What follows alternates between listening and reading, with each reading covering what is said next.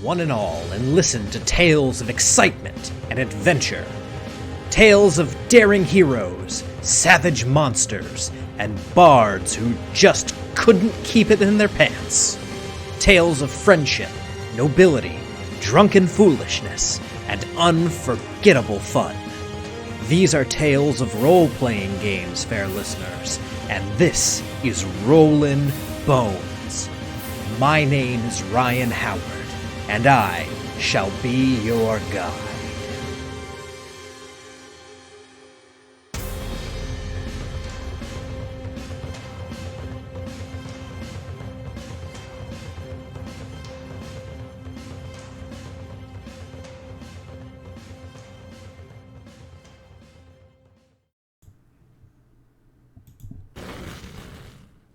Good evening, Boneheads, and welcome to Rollin' Bones with Ryan Howard, your RPG treasure trove. I am your host and king of the Boneheads, Ryan Howard, and joining us this evening we have the creator and host of the Dungeon Master's Toolkit. Ladies and gentlemen, please put your hands together for Dungeon Master Brock. Brock, welcome to Rollin' Bones. Hey everybody, thanks for having me. Absolutely. You did me the courtesy of putting me on your show, so I wanted to return the favor and wanted to bring you on so people could get to know you a little bit better and hear a little bit about your influences in gaming. It was a really fun conversation, so if anybody hasn't heard that, they should definitely go check it out. It was a fun conversation, and I'm just happy to be on a live. This is my first live show, so very exciting. Awesome. Well, Brock, we're going to kick this off the same way we kick off every single episode. I've got questions that everyone gets asked, so let's start at the beginning. How did you get into role-playing games? That's a fun little question. I first got into probably, I would say, like RPGs in general when Skyrim released. That was kind of a big influence for me back in my college days.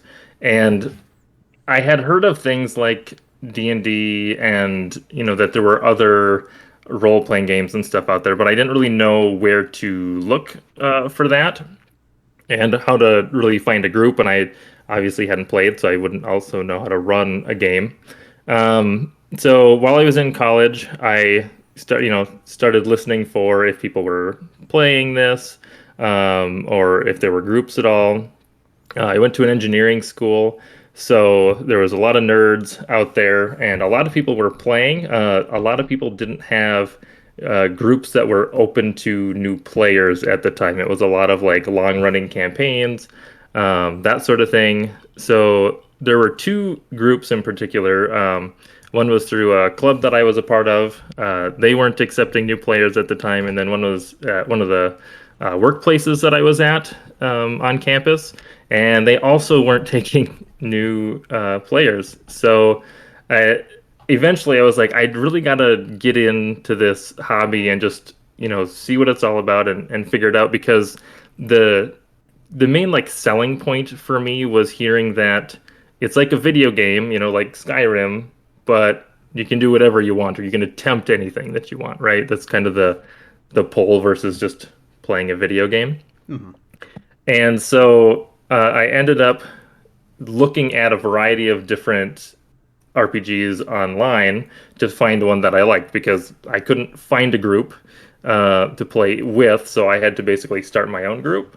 So I was like, well, I'm gonna look around and see what exists and what I'm interested in, and we'll go from there. So I ended up getting the beginner box set of the Age of Rebellion game, the Star Wars RPG from Fantasy Flight, and then basically conned my sister and my fiance, now wife at the time, into playing some very poorly run games with me, as I was both learning to play the game and also trying to run the game for 2 or 3 people. So that was my start to role-playing games.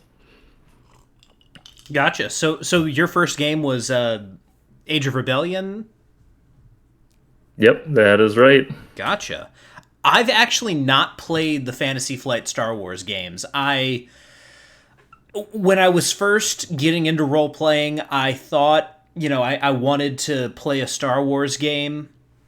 And I looked at the Fantasy Flight games. I didn't like the fact that you had to buy three $50 books to get a like full view of what everything, every system that the game had to offer. And so I ultimately went with Saga Edition because the resources were readily available online. It was built on D&D, and it was basically KOTOR but a role-playing game. So I was kind of already familiar with it to a degree.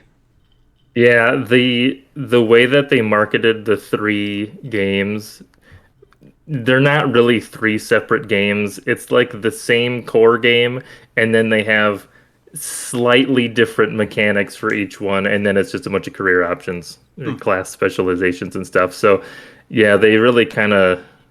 I see kind of why they did it to split it up for like theming, but they really should have released like a core set and then like Age of Rebellion the setting guide and Edge of the Empire the setting guide, and not messed with basically a bunch of copy paste material over 3 books. Yeah. Because the big thing with Star Wars, and I know this is a headache for every GM who tries to run a Star Wars game, but when it comes to Star Wars RPGs, you have to, like, the Jedi material has to be accessible to anyone picking up the book for the first time, because that's immediately what players are going to flip to. They're going to immediately go, what's it going to take for me to be a Jedi in this game? So splitting that off into another book, I think, was a bit of a misstep. And like you said, it sounds like it mostly comes from the marketing side of things, where they kind of bungled that. But, it is what it is. I've heard some people say they love the system. I've heard some people say they didn't. Maybe someday I'll get to play it. Maybe I'll have to run a game for you sometime. A one shot. I enjoy the system. I think it's partially why I'm drawn now to dice pool type games. And I also like that the narrative dice that they use give you the mixed results. So it's not just pass or fail. It's also, but was there a good outcome or a bad outcome? So you kind of have like 2 different axes of success when you're looking at the rolls, and that's also kind of led into I found the Powered by the Apocalypse and the Blades in the Dark stuff, and that's all got those partial success mechanics as well, and I think that's why I'm kind of drawn to some of those as well, because it's a simpler way to do kind of the thing that I started with essentially.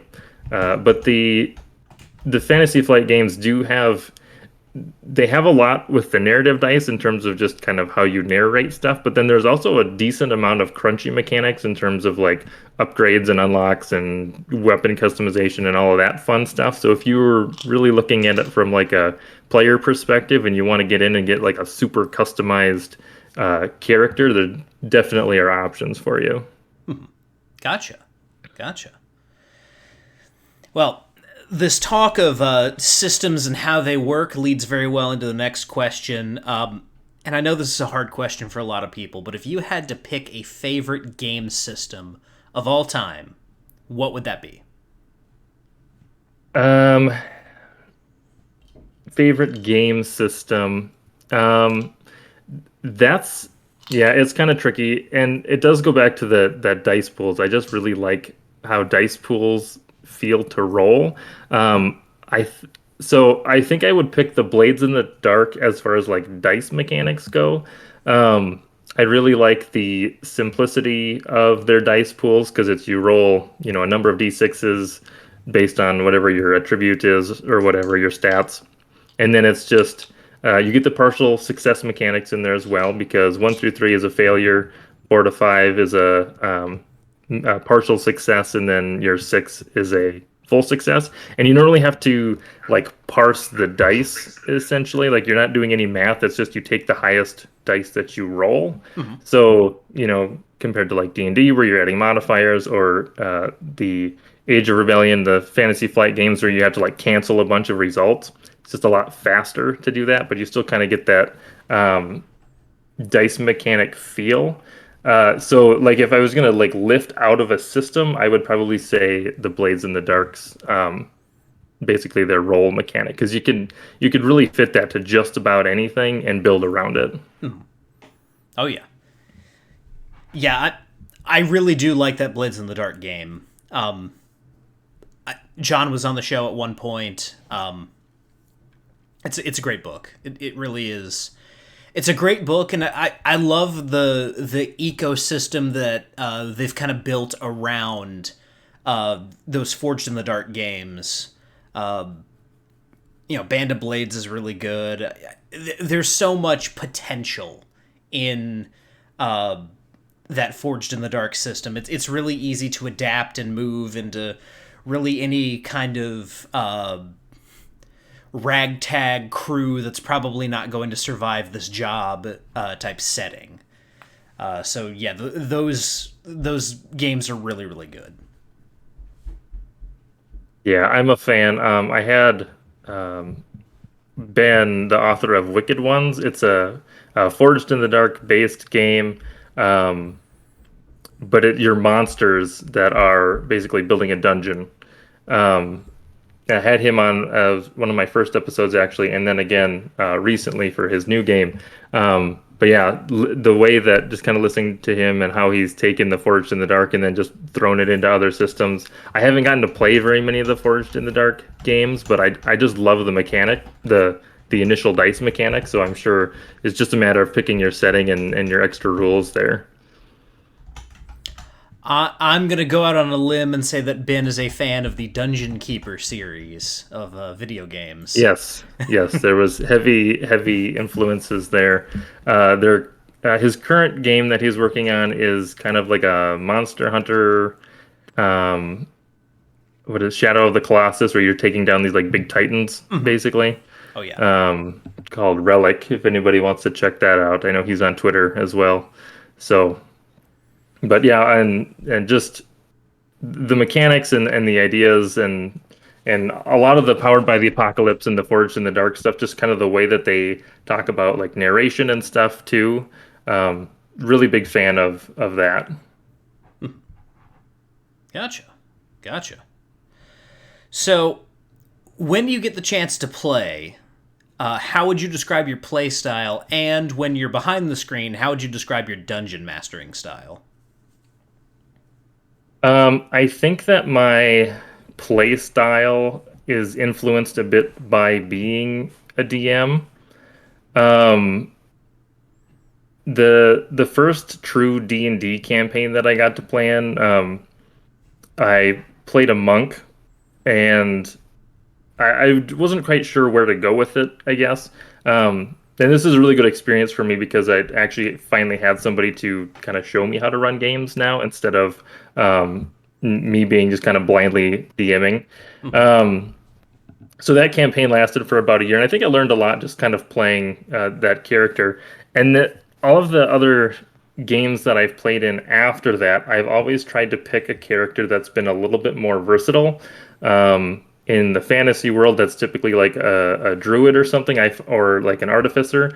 I tend to gravitate towards classes that let me kind of break the rules a little bit, and be not necessarily great in like a really specific situation, but kind of have just a general, I can solve a lot of problems kind of play style. And I think that's partially because as a DM, you're constantly coming up with like different characters and NPCs and different problems and kind of all these different facets of how to solve them. So for me now playing, it's trying to have a character that can kind of fill in the gaps and do a lot of those things that maybe we don't have necessarily a specialized character for, but somebody that can be kind of decent at just about anything.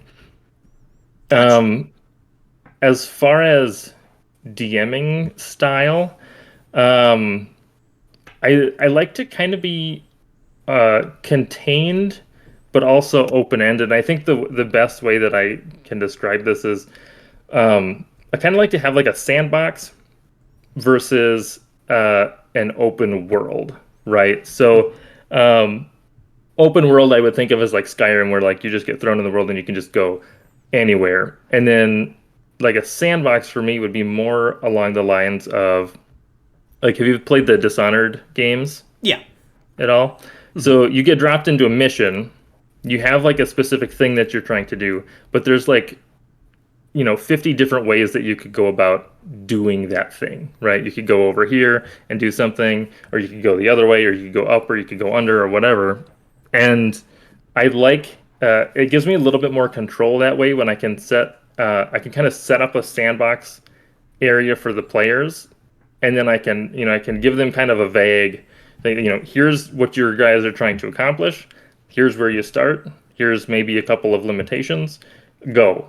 I don't know what they're going to do. I don't know which direction they're going to go, but I have enough of it kind of laid out, and I kind of have some kind of walls on the side so that they don't get too far outside of what I can handle.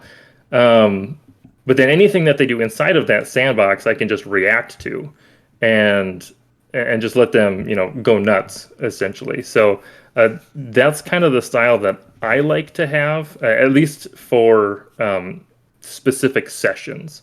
I like to have a set thing that's kind of laid out for them, and then they can just kind of go do whatever they want in that area. Gotcha. Yeah, I find it is very difficult to give your average player the degree of latitude that most open world RPGs kind of give people. That kind of gaming, I feel like, is best served for a group of dungeon masters or a group of super experienced self-starter players. But your average player, if you give them that huge open world, like the Skyrim example that you gave, a lot of times they just kind of shut down. They're like, I don't know what I want to do. And you find yourself kind of going behind them and pushing them into things more than maybe you wanted to with that kind of game. So yeah, I definitely agree with you that the sandbox rather than the big open world is in general a better way to run games of that kind. And I think for some of if you want to get into more, open world stuff, or letting your players, move outside of that sandbox, that's kind of a discussion for either like at the end of a session, or kind of like an after the session thing where like, my characters want to go do these couple of things, and this other character wants to go do these couple of things. Okay, well then now I can take that information, from session to session, and I can say, okay, now I need to, make another sandbox over here so that my players can go interact with this thing that they're interested in. But bringing that up on the fly is, at least for me, very difficult to do. I kind of like to have something at least a little bit planned out ahead of time. Yeah. Oh yeah, definitely. Now, as far as the next question goes, you mentioned that first character you got to play was a monk. What was his name, and what was kind of his deal? Avatar: The Last Airbender vibes. Theron, I don't remember if he had a last name. I don't remember it, so it must not have been important if he did. So it was a D&D 5th edition campaign. He was a monk of the four, or way of the four elements, or whatever. And essentially in the campaign, he was basically going to basically different temples of or like monasteries that focused on different elements, essentially, to like master all of the elements is basically what that was kind of his like side quest in the grand scheme of the entire campaign. Gotcha. So very much Aang or Yes. or Korra. Gotcha. I think a lot of people kind of begin RPGs with derivative characters. Well, I don't want to come off as rude or anything like that. Everything we do in RPGs, it seems like, is stolen to a degree. dungeon masters, myself included, steal from like every possible thing. My current Nighthaven game is like if you mixed Sin City with Thieves World, so there's a lot of stolen elements there, but generally when people are making their first character, I find it's usually borrowed very heavily from some piece of pop culture. My first character definitely was. My second D&D character was an artificer, basically the Mandalorian / Iron Man, and named him Beskar as well, so that was really on the nose. Nice. So yeah, he was a fun character as well. I didn't get to play him a lot, but playing around with a little bit more magic was fun. Now, this is another difficult question for a lot of people because, people like you and me who devote time to this hobby and, put together shows like this. We have a lot of fond memories tied up in RPGs. But if you had to pick a fondest RPG memory, what would that be? There's a moment from that artificer character. We were following up on basically there was somebody that went missing. The classic, husband disappeared. There was like a ransom note that was left. So we were trying to figure out, okay, where did they end up going? Who took them? We found trails that led back to this city office or like city official type person, right? So we conned our way into her office and were basically trying to like intimidate her or get information. We weren't trying to intimidate her. Things turned very quickly. It basically got to the point where we were trying to convince her that we were, something had happened and get this information out of her, and she didn't buy it. So she pulled her wand out and pointed it at us. And my artificer, having magic missile and knowing that magic missile doesn't need you don't make an attack roll for magic missile in 5th edition. You just do damage. Yep. So like, can I use magic missile to shoot the wand out of her hand and disarm her? Right. So hopefully I don't have to make a roll for this. The DM did decide that I needed to make a roll. Unfortunately, so I rolled a dexterity check to basically do it quickly, and I rolled a critical. So he had me roll damage, and I basically like blew her arm off in the process. Love it. And then that led to a whole situation where we basically grabbed her and jumped. We were on the 2nd floor, jumped out the window, and made off with the injured city official. See, that's the kind of thing, just not to further proselytize Dungeon Crawl Classics as I'm wont to do. That's the kind of thing that game does very, very well, where, if you cast Magic Missile to do that exact thing and you roll on the table, one result could give you a little tiny magic missile that could maybe like hit her in the finger and cause her to drop something, but the other one could like that one did, blast her arm off or blow a hole in her or something like that. So stuff like that where players try to harness the chaotic force of magic in a very specific direction. I love stuff like that. And the fact that it turned out that way is just glorious. It was definitely a kind of a cinematic, it was like classic action movie setup, right? Like tried to do something, went terribly wrong, and now you're improvising. We're jumping out a window. We went from trying to get information from a city official to now being, borderline murderers and kidnappers. Yep, absolutely. Now, the last of these introductory questions that I have here, this is one that has flummoxed a lot of people, and I'll tell you the answer can be as philosophical or as sophomoric as you want it to be. but if you could put anything on a t-shirt, what would it be? Yeah, so you warned me about this question, and so obviously the first one is my Dungeon Master's Toolkit logo. I need to get shirts made. I know that that's not probably a legal answer. Um, and the funny thing is that I talked about this with my wife. I brought it up when we were driving to visit some family over the weekend, and we came up with something. And I have been trying to remember all day, and I can't for the life of me remember what we said to put on the t-shirt. Um, but I tend to be pretty minimalistic in the shirts and stuff that I wear. Like obviously, I'm just wearing like a plain shirt right now. So I would probably go with something where I have like the D20 shape or like some of the dice shapes that are just the shapes with no text, and probably just put them somewhere on the shirt or like on like a nice polo or something.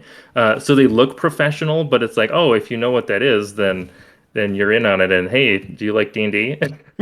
Yep, absolutely. And because I haven't answered this question myself in a long time, and I'm curious to see who out there gets it, or if you get this as well. Mine would be an ice hockey rink with players on it, but all the players are horses. And if anyone out there understands what I'm getting at, drop a comment on YouTube, drop something in chat right now. Let me know if you're on the same page as me. If not, think about it for a little bit and see if it comes to you.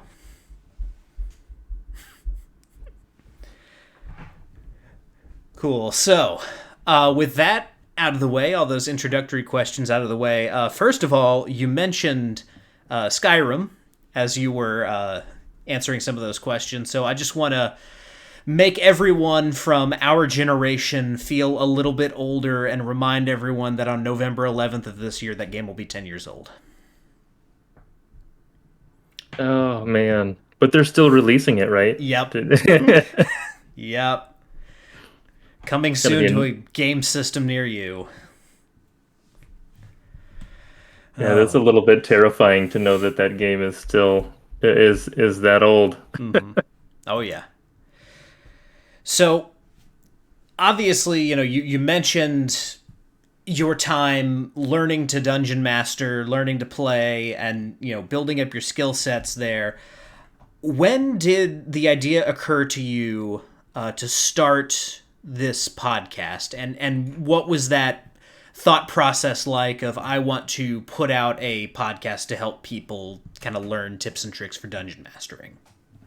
Um, so a while ago, a couple of years ago, I actually had a website that I did, which I haven't actually really mentioned on my podcast at all. It was a little blog that I did that kind of talked about some RPG stuff. This was around the time that the ICRPG stuff was really going from Hankrin Furnale over at Runehammer. So I was really into a lot of his stuff. And that's kind of around the time when we were playing our campaign my first D&D campaign. So I was really getting a lot more exposure to RPGs at that time. And unfortunately that site, something happened to it and it got basically locked up, and I just had to delete the site because it couldn't get into it anymore. But that's all right. I wouldn't say that it was the greatest website to begin with anyway. So I had done that in the past.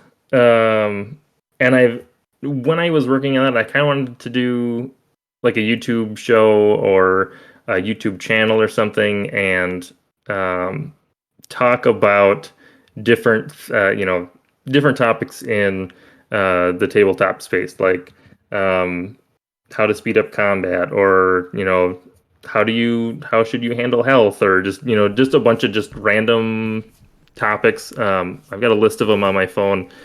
And that never really went anywhere back then.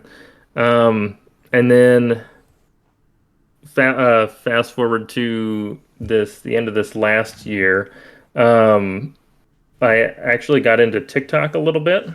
Okay. So if it, so I could talk. I had a video go viral. My first video that I posted went viral. So many of you may have actually heard of me or heard my voice before. I put out the square hole video, if you've ever seen that. Basically taking a bunch of shapes and putting them in the square hole. It showed up as a meme on the D&D subreddit at one point. I can send you a link at some point if you would like to see it. But it got like Definitely. 19 million views. Nice. And then I started putting out some more just like random TikTok content because I was like, okay, I mean, I have this many people watching my stuff, so I might as well, right?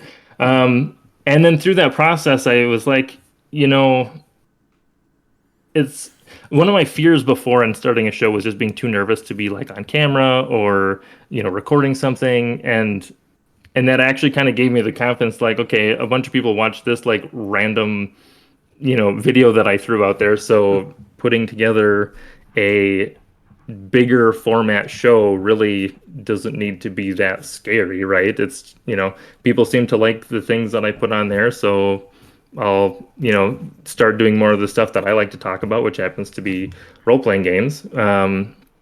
So that was kind of the progression there as far as just kind of gaining that confidence to put something out. The other piece of it was whenever I have been consuming RPG content, there's a lot of stuff from like Matt Colville and all these other like big name people about how you should run games or tips to run games. But I hadn't really found any that were just interviews with dungeon masters and how they specifically run their like home games, right? And I thought, Yep. and I'm starting to see more of those now that I've been in the podcast space a little bit more. But when I was originally coming up with the ideas, I just hadn't really seen that out there, or I hadn't found ones that I had liked listening to. So as I'm like writing down, like, okay, I'm gonna start this YouTube channel. I need to get like a bunch of topics so that I have just an idea of what I'm gonna record to publish because I would like to do at least one episode a week. And so I got like about to like 26, and I was like, okay, I got like half of the year done that I have ideas that I can record for. What if I just filled them in with interviews like every other episode? So then I reached out on Reddit and was like, hey, are there any dungeon masters out there that would like to be interviewed just to talk about your home game, to talk about, what you do, how you DM, that sort of thing. And I had like 200 people respond and say that they were willing to be interviewed. So I have this like massive backlog of people that I'm just kind of slowly working my way through. And since I got such a good response, and since there are so many people that are willing to be interviewed, I just decided I'm not even going to worry about doing those other, like 15, 20-minute videos. I'm just going to focus on doing the interviews. They take a little bit longer in terms of like the recording length, but they're also a little bit easier to edit because I don't have to be as precise as if I was putting together like a shorter YouTube clip. Oh yeah. So I can just kind of trim out some of the spaces and publish. So a little bit of it is just ease of content production, and I think a lot of people like to listen to what other people do in their home games. And I think one of the biggest things I've taken from it is I'm the type of person that likes to read RPG rule books almost like for fun because I like to see how does this system handle these things, and maybe I can steal that for this other game that I'm playing.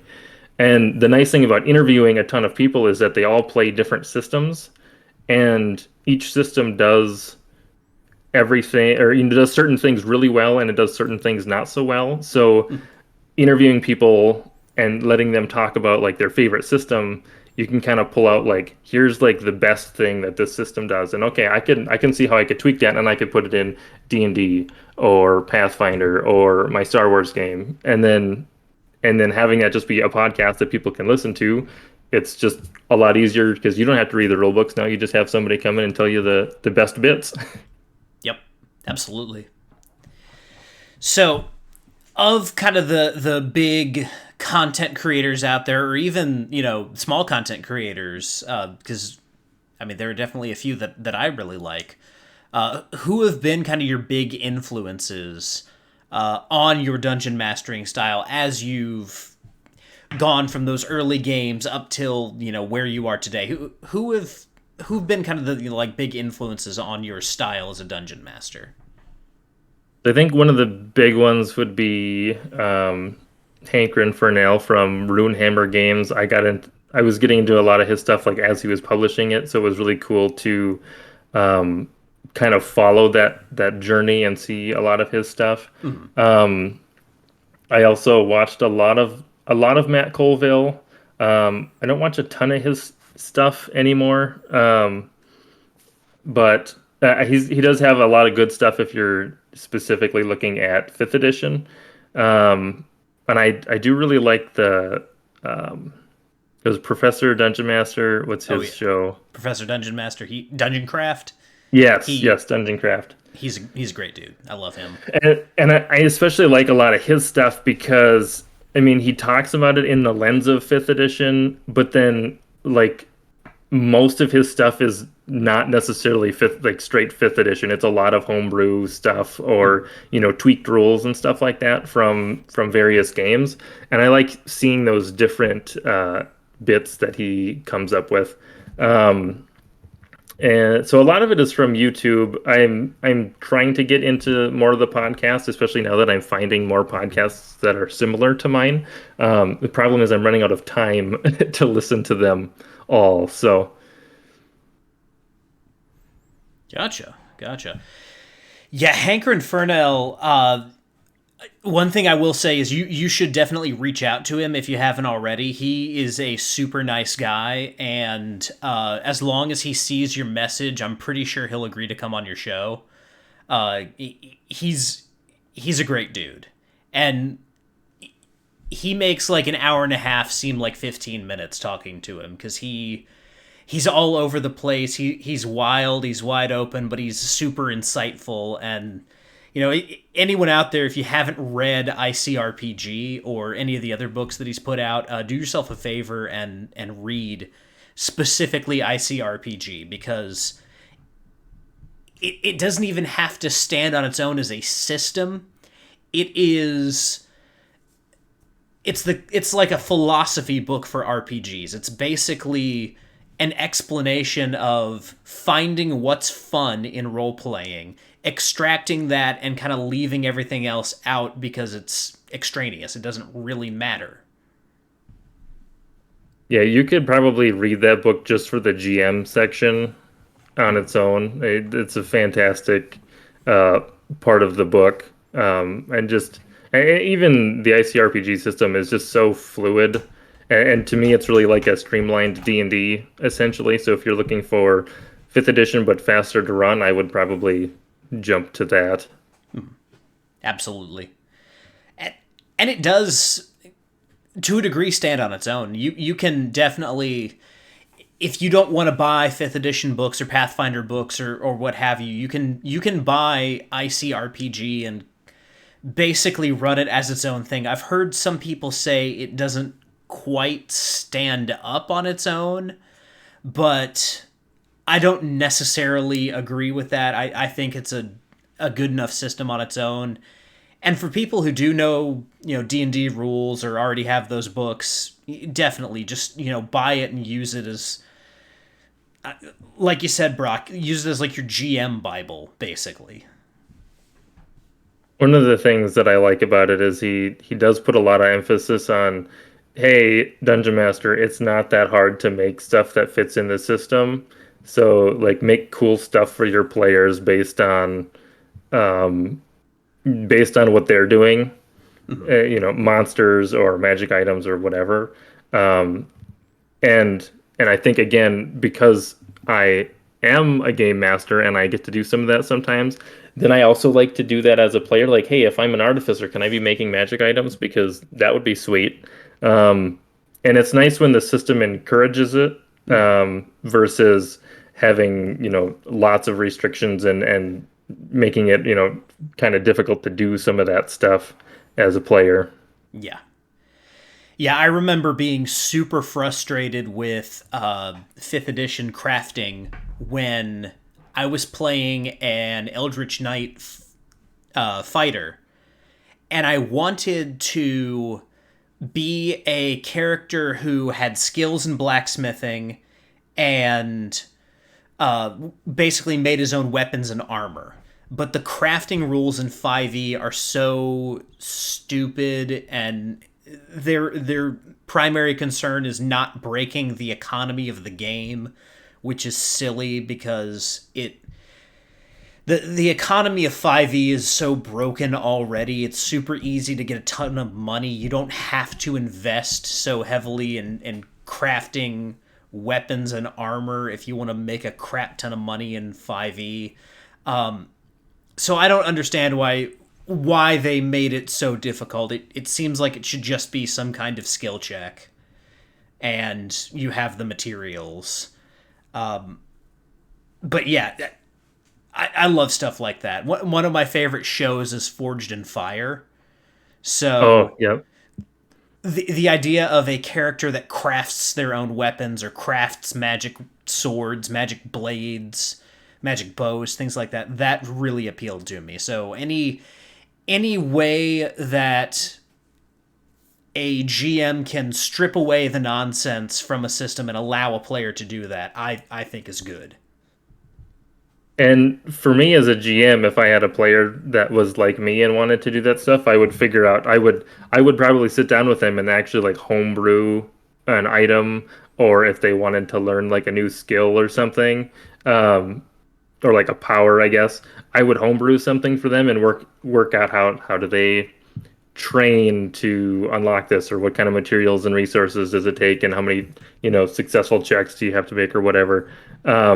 But for a lot of DMs, and just because it's not necessarily trivial, it's really easy to just be like, we're not going to do any of that, we're just going to go buy the book. That's just easier for the DM, which I get, it makes sense.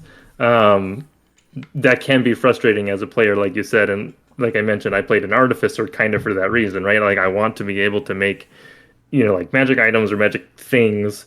And at least unfortunately, it seems like in D&D, or at least in 5th edition, it's like, if it can't be written on your character sheet, there's a good chance you won't be able to do it.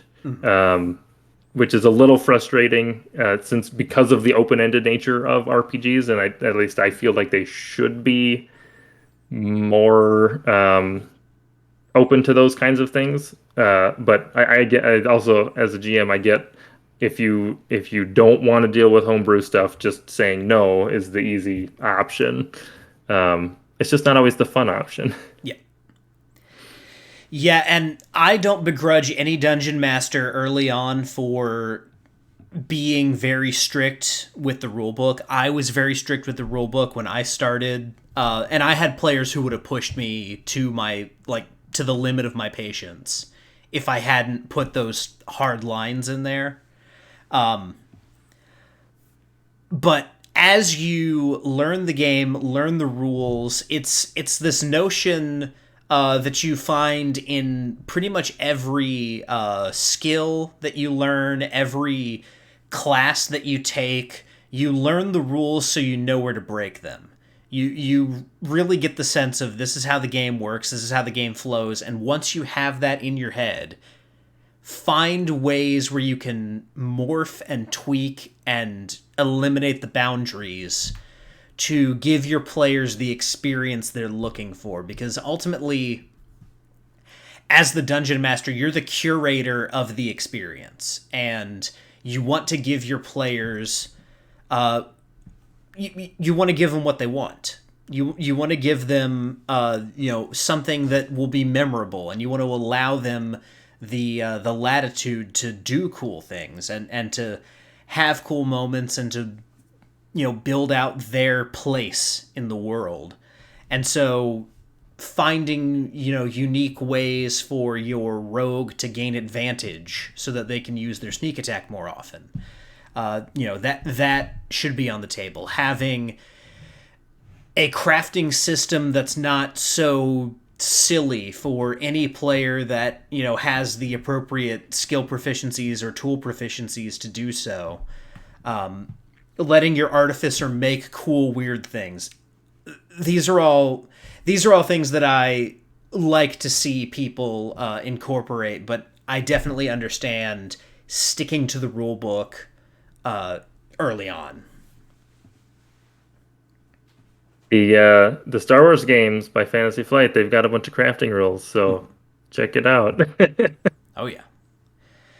Yeah, and crafting in Star Wars is a whole other interesting, cool side of things.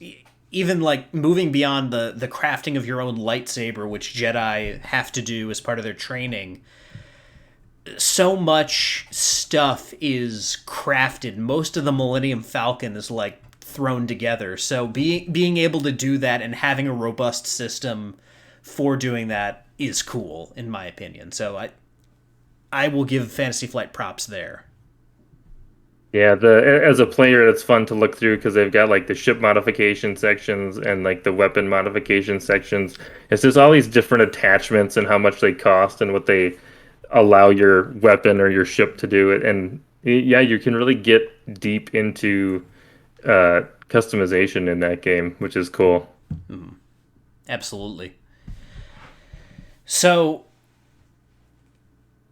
while we're on the subject of kind of the rule of cool and giving players some latitude, as I talked about in our episode, there was a player in one of the games I played in who wanted to turn himself into a stealth bomber with various magic items and uses of his abilities.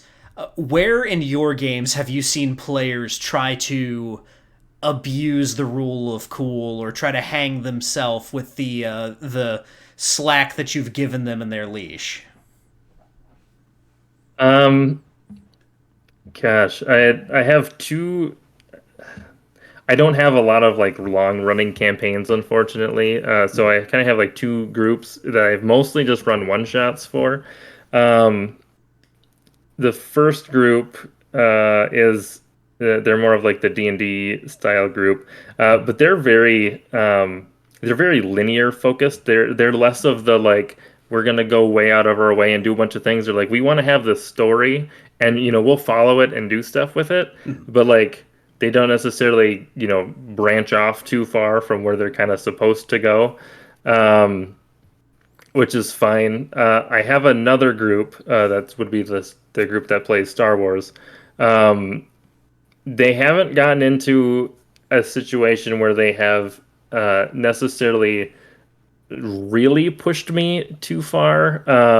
But I know one of the players in particular, he's family, so I think it's okay to talk about him like this. He likes to push things in games a little bit. So there was a situation where he kind of like I was like, okay, this isn't how the game mechanics work, and he's like, no, I should be able to do this, and I was like, yeah, okay, I'm just gonna make your check a little bit harder then, and to balance it out, but that's fine. But I think in a longer term campaign with him, I'm sure there would be some pushing of the limits there. But that's just kind of how he is and how he plays games, and I know that because I played with him for a long time. So I think I would be able to handle it. Well, yeah, and if he's family, that's one thing, because you know that person a little bit better than you would know even like a close friend. So kind of knowing ways to challenge them and put them in a place where they can't necessarily do something silly and get away with it is a little bit easier in that situation, and they probably won't take it as personally. The nice thing, nice. He is very when we play. He's not super familiar with like RPGs specifically, but he does like more like skirmish and like war game type things. So when we threw him into that first one shot, he like his mind was just spinning with like, okay, I can do anything, right? Like, okay, so the nice thing is that he really tries to think ahead and think creatively for solutions. Um, the maybe the downfall is that he tries to think about them and not tell me about them because he doesn't want me to have he doesn't want me to stop his plans essentially, right? So I remember at the end of the session, so this was I basically dropped them. I found a map online of like an asteroid base, and I basically made it an extraction mission. So they had to go in, get this person out. And they had a couple limitations on how they could do it. And other than that, I was like, I don't care what they can blow the asteroid base up for all I care. It doesn't matter, right? It's just this little one shot. So they were like crawling through the vents and hacking into the terminals and stuff in the server room and all this stuff. And like when we got and it all went great. And when we got done with the mission or the session, he was asking, he's like, hey, did you anticipate, did you think we were going to do this, and did you think we were going to do this, like kind of like quizzing me, like, okay, how much did we throw him off during this session, because I hope that we really threw him off. I was like, I mean, yeah, I didn't anticipate that you guys were going to do anything specific, but that's kind of why I threw you in a little sandbox area anyways, because it didn't matter what you did. I mean, if you just walked through the hall shooting everybody, that would have been fine too. It just would have been a slightly different story. Mm-hmm. This might be a hard thing for you to estimate yourself, but how's your poker face when it comes to dealing with player shenanigans? Are you generally able to like keep your emotions off your face, or do your players know when they're well afield of what you have planned out? My face is usually this smirk that I have pretty much constantly, which I think throws people off because I'm very bad at actually hiding my emotions. It's just that people misread my emotions most of the time. My wife can pick up on it really well. She knows what's going on, but most other people, they're like, okay, he's smiling. We're messing something up here. We're doing something completely wrong, and I'm just kind of like laughing at, how they're trying to do something. And it just usually ends up as me smirking. But yeah, not good at no poker face. I used to be really bad at letting my emotions show when players were messing with things. But this is partially because of a convention that I went to. I kind of was able to mask my emotions there because I knew every group that played the game was going to approach things differently. So I needed to like keep a poker face. But as I developed that and then started playing with another group here in Nashville, one of my players one day just out of the blue said, "I would not want to play poker with you, Ryan." And I was just like, I didn't know that I could do that. So apparently mine has improved. I always thought that I wore my emotions on my sleeve, but I guess I've gotten better at the Dungeon Master. You can try that, or we'll see. We'll see how that goes. We'll see what happens. And Maybe it'll get better for me. I think that's a valuable skill. It's a valuable skill to keep your players on your toes. The only problem with being too hard to read is your players, if you have particularly jittery players that don't want to risk anything, if you do that too often, they'll kind of freeze up and be like, maybe we shouldn't do that. Yeah, that's my first group is like that. It's why are you smiling? It's like, oh, I just thought something you said was funny, and now I'm smirking because they think something is wrong, and it's just a cycle. Then I'm smirking more, and then they're like, okay, something is definitely up. Mm-hmm. Yeah, I've talked about this multiple times. The meme culture around D&D is fun and amusing, but there are times where the memes about D&D make play at the table more difficult. And the memes about dungeon masters smiling or showing emotion at odd times have definitely made it harder to be behind the screen. Because people who are familiar with that meme culture are looking at you and looking at your reactions. They're like, wait, should we do that? It adds a new dimension to the game. shall we say. Yeah, sometimes you just got to be a little bit more open. I think the problem that I have is that I'm like, no, no, it's fine. And they're like, yeah, I don't trust you. Yeah, that's. I always make it clear to my players I'm not going to lie to you. I'm going to be honest with you. I just might not tell you everything.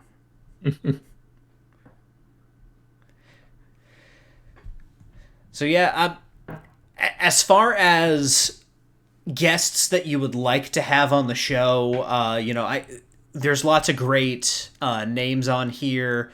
It looks like you've kind of reached across multiple different aspects of the community to find some cool people to talk to.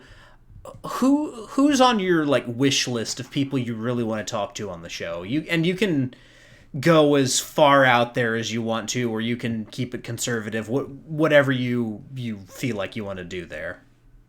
Hankrin would be really fun to have on here, especially since I really followed his products pretty closely for a while. And honestly, I think a lot of the people who write the games, I'm really interested in talking to RPG authors. Because I think a lot of times you don't necessarily, you can kind of get what they're after with their game master advice section, but you don't always hear about what their home games and stuff are like. So it might be something where you can get a little bit more information there. It'd be fun to have Matt Colville or Matt Mercer or some of those big names on as well. But they also have content on how they run games already. So I don't know if that would be too much of a rehashing some of the stuff that they've already talked about. They would always be fun to have on, regardless, just to say that I got to talk to them. But yeah, the authors are always fun to talk to as well because I like game design as well. Probably another reason why I'm pulled towards being a DM and just RPGs in general. And just talking to them about how did you solve certain issues, or why you went with this dice mechanic because it helped give this feel, or this is how we did the magic system. Just stuff like that is just really interesting to me. And some of those bits you can steal and put in whatever your favorite system is. So I think they would also be beneficial people to talk to as well. Oh yeah. My interviews have primarily shifted towards RPG makers because of that fact. Because I like picking their brains and finding out, design choices and how their games have influenced their designs and how their designs influence their games. That's definitely that's a cool list of people. And once we get off here, I'll give you a list of some people you should definitely reach out to because they're awesome guys and they're great guests to have on the show. Yeah, that would be awesome. So, what is one thing you would really like to stress to everyone out there who's never run a game before and is looking to get into dungeon mastering? What's the first piece of advice you would give to someone who is looking at the pool, wondering whether or not they should stick their toes in? So if you're not sure if you want to run a game or not, I would say, especially if regardless of if you have a game that you can play in, I would definitely say that you should try running a game, and start out with just running a couple of one shots in whatever system you have picked up. Maybe it's one you've played in a little bit. Maybe it's one that you think seems simple enough to learn the rules that you could potentially run it for somebody. Find a group of friends that is interested in doing a one shot pitch, kind of come up with it, pitch it to them, and just run a one night session and see how it goes. It's probably gonna not be as great as you thought it was gonna be. My first time wasn't. I was super stressed and trying to balance a ton of mechanics and notes of how much health these characters have and whatever. It gets to be a lot, especially the first time that you do it. but it gets easier the more you do it. And especially if you're running just like a handful of one shots, you can play one and then like, okay, some of it was really good and some of it sucked. So I'm going to take notes.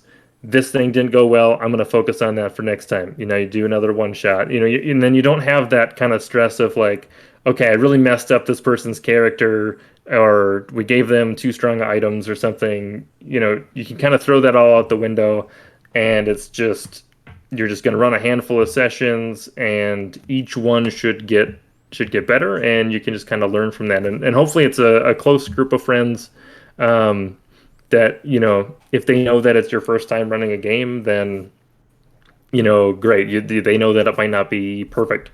Or maybe look online. There's a lot of places on Reddit or various Discord servers that people are willing to either run games or are looking for players or game masters. If you find people on there that are okay with kind of experimental sessions, I think that is a great place to start, so that everybody feels just kind of comfortable. And I've been very happy with the people that I have found online. Everybody has so far been super friendly, and I had only recently started playing games online with like complete strangers, and the session that we did went like super well. So there's people out there if there aren't people local, and I just jump in and get started. Pick a system, read up on it, run a couple one shots. Absolutely. My one piece of advice, and I almost wish I had thought to say this on your show. It just we never kind of came around to this concept, but especially for a one shot, think of it like an old fashioned pocket watch or clock. Set it up, wind it up, and let it go, and then see how the players react to the situation. So what I mean by that is create circumstances in whatever world you want to put it in, and have an idea in your mind of, if no one interfered, this person or thing would go after this object or goal in this particular manner. And then as you start the game, set all of that in motion and see how the players react to it. And then feel free to react to their reactions. So the example that I gave, and this was from an interview I did with Tim over at Knights and Nerds, one of his behind the screen episodes. The example I gave was the evil Duke Sarkhan the One-Eyed. He is going to cross the river into the village, and he is going to take it over to expand his kingdom, because that village rests next to a major trade route that will allow him to kind of further his domination. So if no one intervenes, he's going to cross the river with his armies. He's going to go in there. He's going to kill the sheriff or the marshal or whoever it is that is running the town. He's going to subjugate the people, and he is going to install his men as the rulers of it and continue his conquest. How did the players react to those circumstances unfolding before them? Yeah, that's a really good. The pocket watch analogy is a really simple way to kind of envision that. And yeah, that's really essentially what I did with that Star Wars one shot. It was like, do you have a defector that wants to get out? Here's how you get in, and then everything else after that is up to you on what happens. So yeah, that's good advice. And I mean, one thing that I've discovered in kind of adopting that method myself is you already in your mind have put the players in the role of they're going to spoil your plans, because that's their job. Their job is to spoil your plans because, you're the villain. You're playing the villain. The heroes are going to disrupt your plan. So if you put them in that state already in your mind and you embrace their their goal is to throw a wrench in my plan, you're not going to be upset with them or as upset with them when they disrupt your real world plan.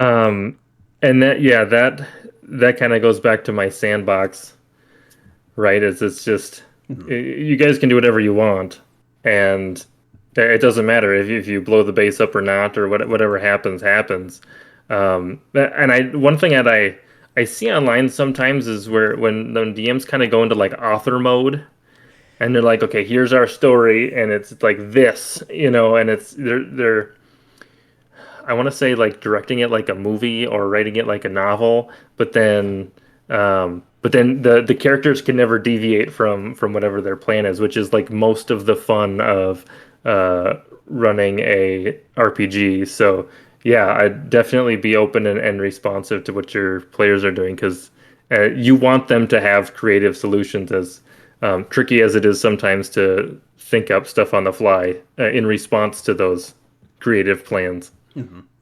It's a hard habit to break. That's very much where I started as a dungeon master. But when you read enough of those RPG horror stories and see just how many of them have a dungeon master disrupting a scene, going, "Don't you can't kill that guy here. I need him for for later in the story." You messed up at that point. You can't do that. That's you violated the spirit of RPGs by doing that.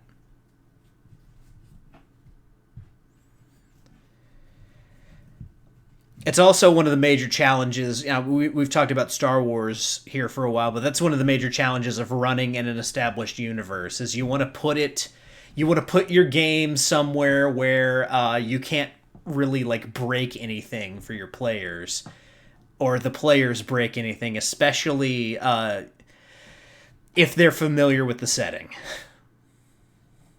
Yeah, that is a tricky thing in Star Wars, is to find a space where you have a little bit more creative freedom to do things that the canon stories don't necessarily touch on, or maybe only briefly touch on, so that it's not like out of the realm of possibilities for whatever you're doing. Yeah. Yeah, I just talked about this with Todd Moonbounce and Tegan, his co-host. One of my favorite places to set Star Wars games is after the fall of the Empire, kind of in the Thrawn trilogy era. And then even then, I'd like to go out into the uncharted territories, because there's less out there to mess up. And there's less structure out there for, what to expect. So there's plenty of room for crazy adventures. Thrawn is like the best part of Star Wars, isn't he? Oh, yeah. Oh, yeah. I love Thrawn. And if you can involve more Chiss in your stories, that's... I believe the Fantasy Flight game has stats for Chiss players, I believe. So they have just about every species, I think, statted out. So, but Thrawn is probably one of my favorite Star Wars characters. And Thrawn's a good one, like in a Star Wars game, Thrawn's a good one to throw your players up against, because he has escaped by a hair so many times in his career that it almost doesn't matter where you set the story. It will make sense for your players to thwart Thrawn, foil his plans, but him to get away to fight another day, because that's what Thrawn does. So I've thought about adding him in, because I know the other players that are into Star Wars also love him as a character. And I'm trying to figure out how to get his like insane amount of foresight in the game. And I think you can kind of do that just from just because you're the DM and you can make stuff up. I feel like if I would include him, I would have them like, okay, they're doing this secret mission and they're, blowing up this base, right? And then like partway through, I'm just gonna cut to like you see Thrawn sitting in his chair, and like one of his officers comes up and just says, you know, you were right. The rebels are attacking the base, as you predicted, and then cut back to them, and then okay, now I can just like drop more troops on them, or I can pull some funny business on them, that you maybe couldn't do in another game, but since I can just now drop stuff in with the guise of, well, Thrawn knew you were going to do this already, so. Yeah, that he's definitely a way. If your players have done a lot of stuff to like draw attention to themselves, Thrawn is a way to make that kind of come back to bite them in the ass. Because if you've done anything of note, there's a greater likelihood that Thrawn knows who you are and what you've done. Yeah, and I think being in the GM shoes, because all of the stuff that he's in is either a novel or a TV show or something, the writers have all of the knowledge, right, of what the players are doing or the characters are doing and what Thrawn is doing, so they can foreshadow some of those things, and it always seems like he's ahead of them, but they have the script, so of course he's ahead of them. Maybe a little bit more tricky, but yeah, I think just throwing those scenes in and just telling them. I mean, you know what the players are doing, so does Thrawn. And to kind of riff on that particular situation you've got there, this might be me being a little too mean to my players. But what I would do along those same lines is instead of cutting to Thrawn, the next time they have to do something, I would like triple the Imperial presence and have the players be like, what's going on? We had our intel. This was supposed to be super secret. What's going on here? And then set up some kind of circumstance where they can overhear and see an officer talking to a hologram of Thrawn. So they see Thrawn, the players, their characters see Thrawn without actually encountering him. They know just from seeing the hollow image that the officer is talking to that Thrawn is involved. He has taken over here. He knows what's going on, and now things have gotten that much more difficult because Grand Admiral Thrawn's here. Well, and if your players know who he is, you can't drop his name. You just have to say, you see him talking to what appears to be a blue-skinned person with black hair, red eyes, and a white officer uniform. Mm-hmm. Let them infer the rest. Yeah. And nothing makes me happier than playing a game where someone is familiar with those characters and you start dropping those descriptions and you watch that player's face and they're just like, oh no, no. It's not, oh no. That's one of my favorite feelings as a dungeon master, is just kind of like unveiling something slowly that I know they're going to pick up on immediately.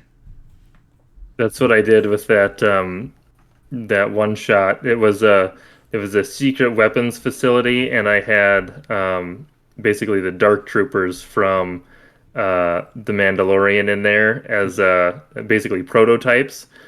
So as I was describing it, they're like, okay, are those Dark Troopers? And it's like, yep, your characters don't know that they're Dark Troopers, but you know that they're Dark Troopers. And with the Dark Troopers, you can even, like... And again, this is completely dependent on how deeply nerdy your players are, but you can even just, like, describe the sound they make, and some players will be like, it's Dark Troopers!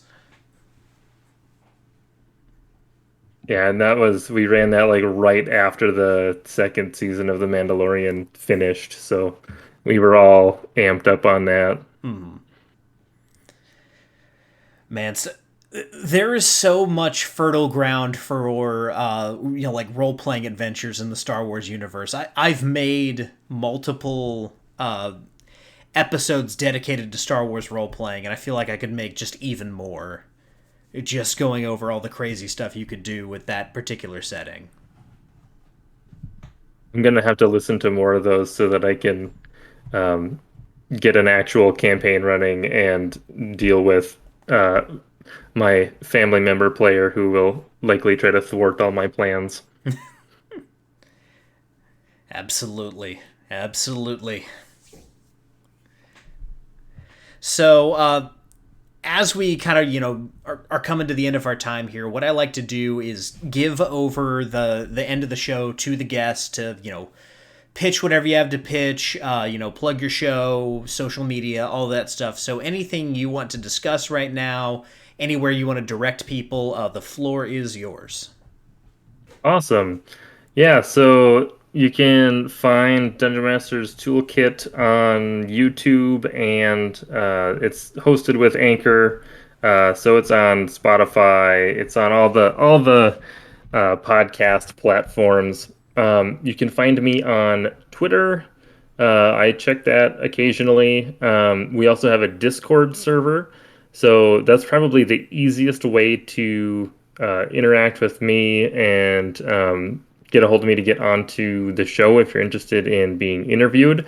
Which, for anybody out there listening, if you guys are interested in being interviewed, just let me know. There is a Google form that you can fill out that's on my Twitter bio, and it's on the Discord server as well.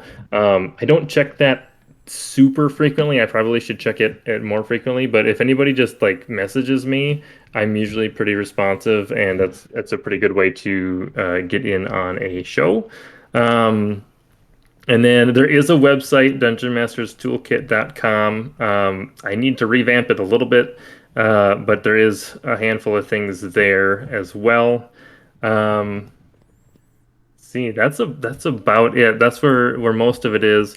The Discord for sure.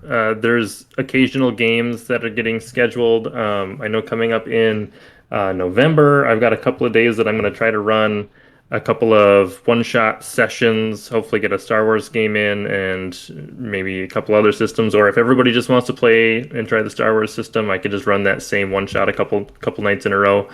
Um, yeah, other than that, that's about it. Just if you want to come hang out, chat with me and the rest of the guests and the fans of the show, come over to our Discord server, and it's a slowly growing list of guest stars that have appeared. So it's always a lot of fun to see when people are hanging out and chatting, and yeah, it's a lot of fun.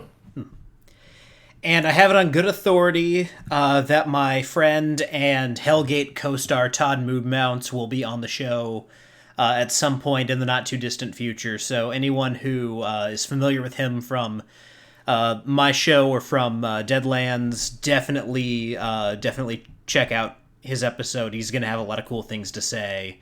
And there's all kinds of great episodes on here. I particularly liked the interview you did with Unmade Gaming. I felt like that was a really good episode. So check out all that. Check out all the other episodes that he's got there, and give some reviews on the platforms, because that's how podcasts grow and reach bigger audiences. So if you like what you hear, drop Brock some 5 stars on Apple Podcasts, on Anchor, Spotify, wherever you're listening to it. Funny thing about Todd is that I think I reached out to you and he reached out to me at like the same time separately. Mm-hmm. And I'm actually interviewing him tomorrow night, so his episode will be up on Friday. Sweet. So you don't have to wait too long for that either. But I just was really funny when you mentioned his name, and I was editing and I went back and I was like, hold on a minute. And I pulled up my messages and I was like, this is the person I'm interviewing next week. And Todd's the reason why I came across your show. I saw him like reach out to you on Twitter, and I was like, let's check this out. And so that's when I kind of reached out to you as well. So Todd's the reason why we got connected in the first place. That's awesome. He's just a little bit behind in the interview list. Mm-hmm. Absolutely. So, guys, that is going to do it for tonight's episode. Next week, I will be flying solo. And what we're going to be doing is talking about my take on RPG safety tools, when to use them, when not to use them, and also some thoughts on what Seth Skorkowski has called the RPG social contract. So it'll be a lot of discussing player behavior, moderating player behavior at the table, and how it's a lot simpler than a lot of people make it out to be. So if that's something that interests you, or that's something you've struggled with at your table, definitely stop by next week and we'll have that discussion. But until then, guys, whether you rolled a 1 or a 20, I am so glad that you rolled your bones with me, Ryan Howard, and I will see you guys next time.